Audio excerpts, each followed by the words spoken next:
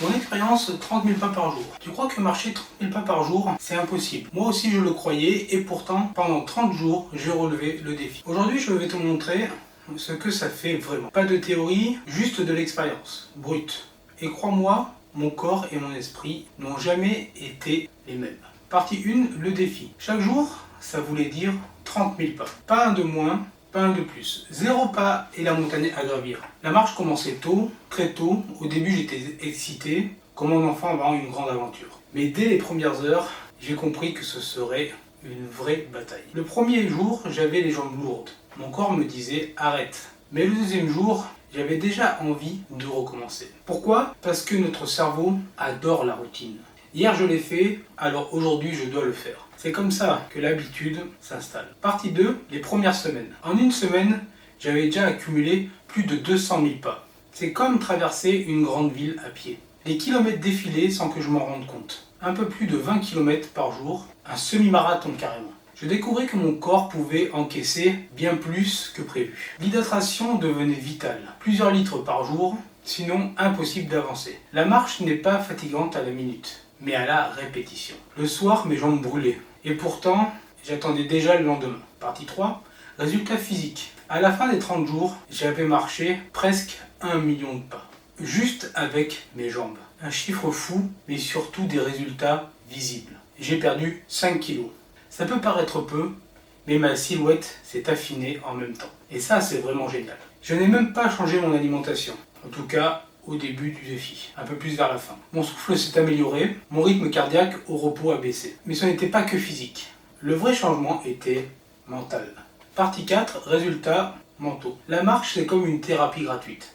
4 heures par jour, voire 5 heures, juste toi et tes pensées. Mon cerveau est entré en état de flow. Les idées circulaient, les problèmes se résolvaient seul, tout seul. J'ai rempli des pages de réflexion, comme si chaque pas nettoyait une partie du stress. Un mental plus léger, plus clair, respirer devenait un plaisir. Tu connais ce moment où tu marches après une longue journée et tout te semble plus simple. Partie 5, les obstacles. Évidemment, ce n'est pas idyllique. La chaleur, je l'ai détestée. Ah, c'était horrible, cette canicule.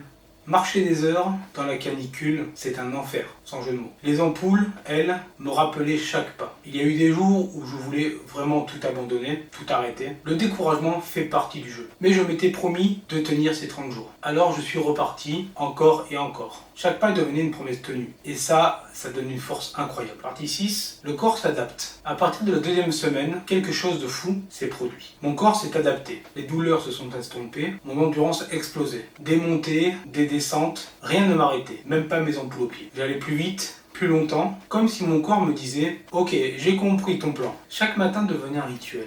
Et la marche n'était plus un effort. C'était ma nouvelle normalité. Comme si mes journées commençaient et finissaient par ça. Partie 7, les petits détails qui changent tout. Mais il y a des détails auxquels je ne m'attendais pas. Mes chaussures détruites en 2 semaines. Malheureusement, j'ai oublié d'en prendre une photo. J'ai dû en acheter une deuxième paire. Et crois-moi, la qualité des chaussures, ça fait la différence. Une journée avec de mauvaises semelles, et c'est l'enfer. Surtout quand tu oublies d'en mettre. Quel imbécile. J'ai marché 2 jours sans semelles. Dans la foulée, on pourrait parler de chaussures plus confortables aussi. Ça me fait un mal de chien. Là là. Mais c'est des chaussures neuves. Oh. Mais qui c'est qui m'a fait la blague idiote? C'est pas drôle du tout, ça, hein? Et celle-ci, c'est pareil, ça fait 6 mois que j'ai mal aux pieds. Et oui, j'avais retiré mes semelles orthopédiques, elles étaient restées dans mes chaussures de foot. Autre surprise, j'ai bronzé. Alors, uniquement sur le visage, les bras et les jambes. 30 jours dehors, ça laisse des marques. Et l'hydratation encore plus cruciale que je ne pensais. Un oubli de gourde, tu le regrettes à pas 5 km. Chaque petit détail prenait une importance énorme. Partie 8, la tête prend le relais. Au bout de 10 jours, ce n'est plus mes jambes qui décidaient. C'était ma tête, le mental. Chaque matin, je me disais, tu dois y aller. Pas parce que j'avais envie, mais parce que je l'avais décidé. Et c'est là que tu découvres la vraie discipline. Pas celle qui vient de la motivation, mais celle qui vient de l'engagement.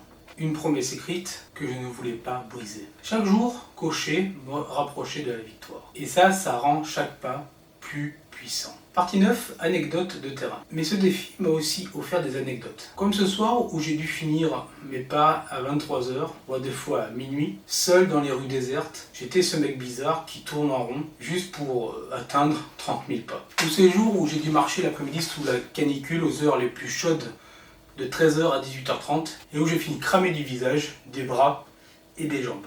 Mais le plus drôle, les gens que je croisais finissaient par me reconnaître. Comme si j'étais devenu le marcheur du quartier, sur le port de Toulon ou dans la ville de Carqueiranne. Un défi, ça crée toujours des histoires inattendues. Partie 10. Les bienfaits surpris. Il y a des bénéfices auxquels je ne m'attendais pas. Mon sommeil s'est amélioré de façon spectaculaire. Je m'endormais en 5 minutes chrono. 5 minutes avec un sommeil réparateur et profond, tellement mes journées étaient crevantes. Chaque matin, je me réveillais plus léger. Mon appétit s'est équilibré, moins de fringales, moins de grignotage. Je ne mangeais plus certains midis. Et parfois, je laissais mes écouteurs de côté, juste pour profiter du silence. Un vrai recette mentale, comme si marcher ouvrait un espace intérieur en moi. Partie 11, comparaison. Tu sais quoi? C'est comme marcher de Paris à Versailles chaque jour. Et en un mois, j'ai fait l'équivalent de Montpellier à Paris ou encore de Toulon à Poitiers. Je te laisse regarder les images. Juste à pied. Et ça change ta vision des distances. Tu comprends que ton corps est une machine incroyable. Une machine faite pour avancer et marcher. C'est ce qu'on fait depuis toujours. Sauf qu'on l'a un peu oublié. Parce que nos vies modernes nous ont rendus sédentaires. Partie 12, la dimension psychologique. Mais ce défi m'a surtout appris une leçon de psychologie. Je fais ce que je dis. Ça s'appelle le biais de cohérence. Quand tu annonces quelque chose, ton cerveau veut rester cohérent. J'avais dit 30 jours, alors je devais aller au bout. Pas question pour moi de trahir ma parole. Chaque jour valider, renforcer ma discipline. Et plus j'avançais, plus j'avais envie de tenir. Parce qu'arrêter à mi-chemin aurait tout détruit. C'est la puissance de la cohérence. Et crois-moi, ça change ton rapport à l'effort. Partie 13. Les moments durs. Il y a eu des jours vraiment durs. Certains jours, j'étais tellement en forme que je n'arrivais même pas à m'endormir. J'aurais pu continuer à marcher. D'ailleurs, c'est ce que j'ai fait quelques fois, une ou deux fois. Marche de nuit, seul, jusqu'à l'épuisement pour me sentir fatigué. Du coup, j'ai eu des journées à 35 ou 37 000 pas. J'ai pensé abandonner, vraiment, à cause du temps que ça prenait par contre. Parce que personne n'a envie de passer 4 à 5 heures de sa journée à marcher. La plupart des gens vont courir 1 heure max. Mais j'ai continué. Un pas, puis un autre. Toujours un pas de plus. Partie 14, ce que les gens me disaient. Autour de moi, les réactions étaient partagées. Certains me disaient « Tu es fou !» T'es taré, c'est n'importe quoi. D'autres m'encourageaient, tu vas y arriver. Et moi, je prenais tout comme du carburant. Chaque remarque me poussait à avancer, qu'elle soit positive ou négative. Et puis, c'était mon défi, pas le leur. Il fallait que je le fasse, pour moi, et pas pour leur prouver quoi que ce soit. Ça, c'était libérateur. Un défi pour soi, prendre du temps pour soi. Partie 15, le corps transformé. À la 3e semaine, mon corps avait changé. Mes jambes étaient plus fines, plus toniques. Les escaliers, plus aucun problème. Mon souffle impeccable. Mon cœur battait plus lentement, plus fort. J'avais l'impression d'être redevenu plus jeune. Bon, sûrement que l'impression. Même courir devenait plus facile. Moi qui détestais courir, je me surprenais à accélérer juste pour le plaisir. Un plaisir retrouvé. Partie 16, la connexion avec l'environnement. Mais marcher autant, c'est aussi redécouvrir son environnement ou ton environnement. J'ai remarqué des détails que je n'avais jamais vus ou que je passais juste devant comme ça. Des façades, des arbres, même des odeurs de boulangerie, comme si ma ville, Toulon, avait changé. Alors qu'en réalité, c'était juste mon regard qui avait changé. J'ai croisé des visages, créé des habitudes avec les passants. On se reconnaissait, on se souriait. J'étais devenu le marcheur du coin. Coin qui s'étendait sur de nombreuses villes de la région PACA, Provence à la Côte d'Azur. Et c'était une identité que j'aimais bien. Comme si chaque pas m'ancrerait plus dans les villes que je visitais. Partie 17, les jours où tout s'aligne. Il y a eu des jours parfaits.